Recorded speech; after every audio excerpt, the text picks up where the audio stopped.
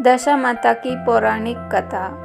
प्राचीन समय में चैत्र के महीने के कृष्ण पक्ष की रात में ब्राह्मण नगरी में सूत की कुकड़ी से बने डोरे दे रहा था। रानी महल के झरोखे में बैठी थी। रानी ने दासी से कहा, ब्राह्मण को बुलाकर पूछो कि वह नगरी में काहे का डोरा दे रहा है। दासी ने पूछा तो ब्राह्मण बोला, चैत्र कृष्ण पक्ष की दशमी तिथि को दशा माता का व्रत है, इसीलिए दशा माता व्रत के डोरे नगरी में दे रहा हूँ। रानी ने भी ब्राह्मणी से पूछा, इस व्रत को करने से क्या होता है। तब ब्राह्मण ने कहा, इस व्रत को करने से अन्न, धन, सुख, संपत्ति आदि आती है। प्रतिदिन प्रातः स्त्रियां स्नान आदि से निर्वित हो पूजन सामग्री लेकर दशा माता का पूजन करती हैं। एक पाटे पर पीली मिट्टी से एक 10 कुनरे वाला गोला बनाती हैं। फिर उन 10 कुनरों पर रोली, काजल, मेहंदी से टिक्की लगाकर उन पर 10 गेहूं के आंखें रखकर सुपारी के मौली लपेटकर गणेश जी बनाकर रोली, मौली, मेहंदी, चावल से गणेश जी का पूजन कर दशा माता की कहानी सुनती है। ऐसा प्रतिदिन 10 दिन तक करती है। जो सूत की कुकड़ी हल्दी की गांठ होलिका दहन में दिखाती है, उसी कुकड़ी को 10 दिन कहानी सुनाकर पूजन कर 10 तार का डोरा बनाकर उस पर 10 गांठ लगाकर कहानी सुनने के बाद गले में पहन लेती है। अगली दशा माता व्रत तक पहने रहते हैं। फिर नया डोरा बनाकर पूजन कर दूसरा सूत का डोरा पहन लेती हैं। इस दिन व्रत रखा जाता है। एक ही समय भोजन करते हैं। फिर रानी ने ब्राह्मण से डोरा ले लिया। दशा माता की पूजा कर डोरा अपने गले में धारण कर लिया। राजा जी नगर भ्रमण से आए। रानी के गले में कच्चे सूत का डोरा पहने देखा तो राजा जी ने पूछा, ये गले में सूत का डोरा क्यों पहना है? अपने तो शाही ठाट है। राजा ने दमयंती के गले से डोरा तोड़कर जमीन पर फेंक दिया। दमयंती गई और उसने फेंके हुए डोरे को उठा लिया तथा नल से कहा, राजन, आपने दशा माता का अपमान करके अच्छा नहीं किया। एक दिन रात में जब राजा सो रहे थे तो दशा माता उनके सपने में एक बुढ़िया के रूप में आई और कहा, राजन, आपका भाग्य अच्छा चल रहा था मगर अब बुरा वक्त आरंभ होने वाला है। आपने मेरा अपमान जो किया। इतना कहते ही वह अदृश्य हो गई। इस बात को कुछ ही दिन बीते थे कि राजा नल का राज्य कंगाल होने की कगार पर आ खड़ा हुआ। राजा के समस्त रजवाड़े, हाथी घोड़े, धन दौलत सब नष्ट हो गए। तब राजा ने रानी से कहा, आप अपने मायके चली जाओ।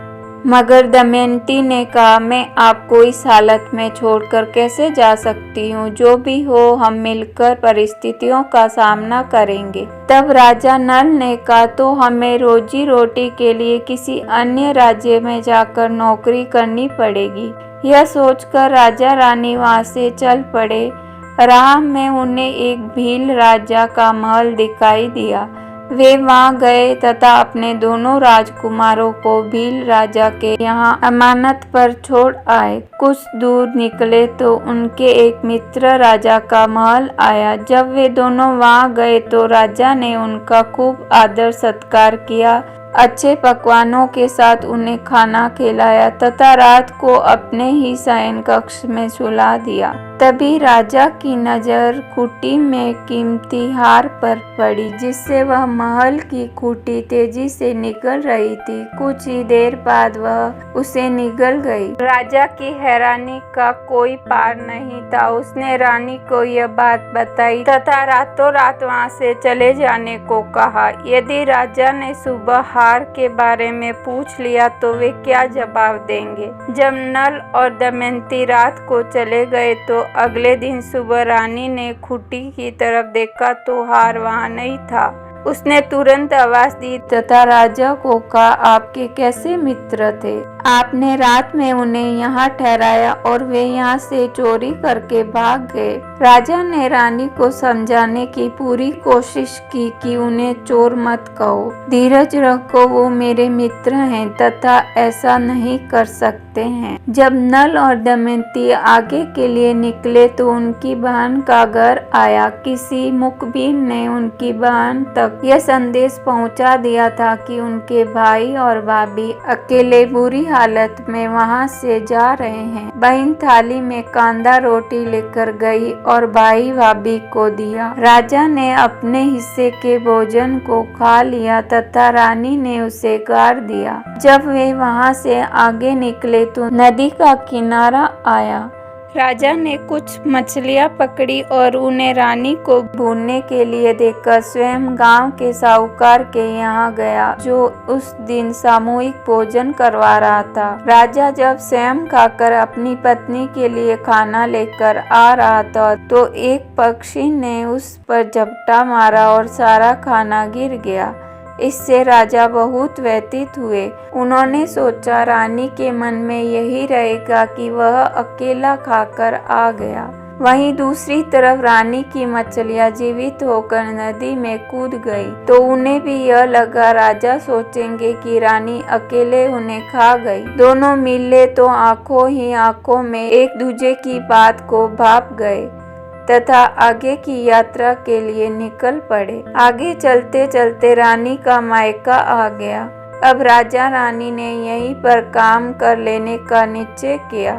रानी अपने ही पिताजी के राज दरबार में दासी बनकर रहने लगी तथा राजा उस गांव के एक तेली की घानी पर काम करने लगे। तभी कुछ महीने बाद होली का दशा आया। उस दिन सभी रानियों ने स्नान किया तथा सिर धोया। दासी ने भी स्नान किया। उस दासी दमयंती ने सभी रानियों का सिर गूंथा। उसने राजमाता का भी सिर गूंथा। तब राजमाता ने दासी से कहा, मैं भी आपका सिर गूंथ देती हूँ। राजमाता दासी का सिर गूंथने लगी कि उन्हें सिर पर पद्म का निशान दिखाई दिया तो उनकी आंखों में से आंसू आ गए। एक आंसू दासी की पीठ पर छलका तो उसने राजमाता के रोने का कारण पूछा तो राजमाता भावुक होकर कहने लगी, मेरे भी एक बेटी है जिसके सिर पर पद्म का निशान है। मुझे यह देखकर अपनी बेटी की याद आ गई। तब दासी ने सारा सच उगल डाला तथा अपनी माँ से कहा कि मैं दशा माता का व्रत रखूंगी तथा अपने पति की गलती की माफी की याचना करूंगी। तब दासी की माँ ने अपने जवाई के बारे में पूछा तो दासी ने बताया कि वो गांव के घासी के यहाँ काम करते हैं। तब सैनिकों को वहां भेजा गया। राजा को महल बुलाया, उन्हें नवीन वस्त्र पहनाए तथा भोजन कराया। रानी दमयंती ने दशा माता का व्रत रखा। उनके आशीर्वाद से राजा रानी के दिन लौट आए। दमयंती के पिता ने खूब सारा धन, लाभ, लक्षर, हाथी, घोड़े आदि देकर बेटी जवाई को विदा किया। घर वापसी के रास्ते में वे उस स्थान पर गए जहाँ मछलियों को भुना था। तब दोनों ने पक्षी द्वारा भोजन गिरने तथा मछलियों के जीवित हो जाने की घटना एक दूसरे के साथ साझा की। जब वे अपनी बहन के गांव गए तब रानी ने जिस जगह भोजन गाड़ा वहां देखा तो सोना और चांदी थे। अब राजा और रानी अपने मित्र राजा के महल भी गए। वहाँ उनकी खूब आदर सत्कार हुए तथा विश्राम के लिए उसी कक्ष में भेजा। रात को राजा ने देखा तो उसी कुटी से कीमती हार निकल रहा था जिसे उसने निगल लिया था। अगले दिन वे भील राजा के यहाँ गए तथा अपने पुत्रों को लेकर राजधानी पहुँचे। नगर पहुँचते ही उनका खूब आदर सत्कार हुआ तथा राजा नल उसी ठाट बाट से राज्य करने लगे। यह सब दशा माता की कृपा की वजह से हुआ।